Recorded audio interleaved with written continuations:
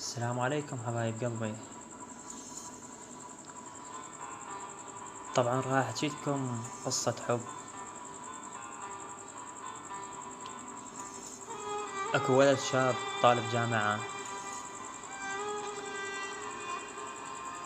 يحب لبنية ويا ذو قسم، حب من طرف واحد.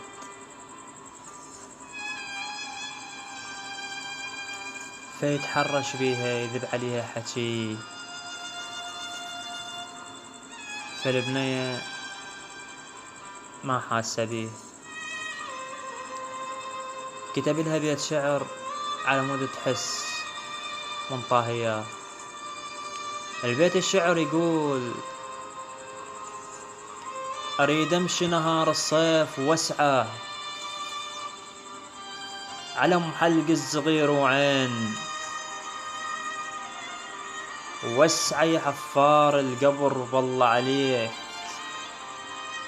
واسعة بلكي تصير موتتنا سوية. فالبنية باعت عليه ظل صافنة، قال له هسه حبيتك من كل قلبي، وتوني حسيت بيك وحسيت بحبك لي. فاستمرت العلاقة مالتهم 3 سنوات، واحد يحب الثاني. قالت الحبيبة، قالت له تعال اخطبني من أهلي. فالولد شوية حالته فقير، يعني ما عنده، فراح خذ أهله وراح يخطب. رفضوا طبعا، ما رضوا بيه، أبو البنية ما رضى. فرجع وراح خطب مرته الثانية، هم ما رضوا بيه. مرته الثالثة خذ سادة وخذ شيوخ وراح يخطب،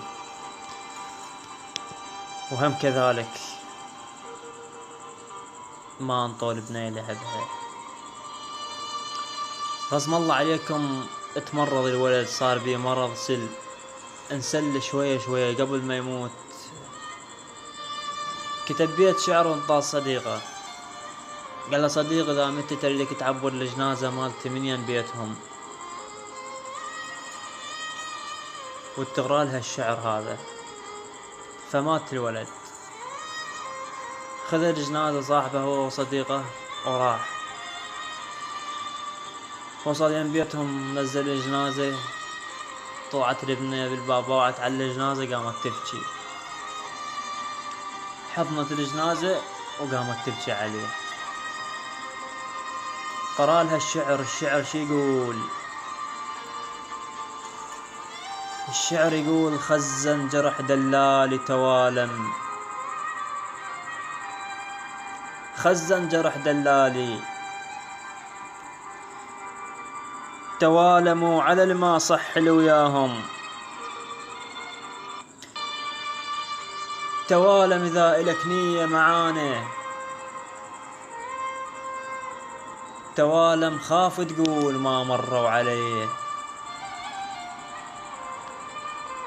فالبنية صارت بيها سكتة قلبية، وطاحت على التابوت وماتت وياه.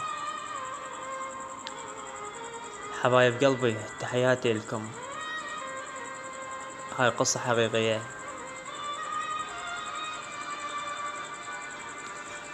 فديتكم فديت ربكم. خادمكم مهند من البصرة.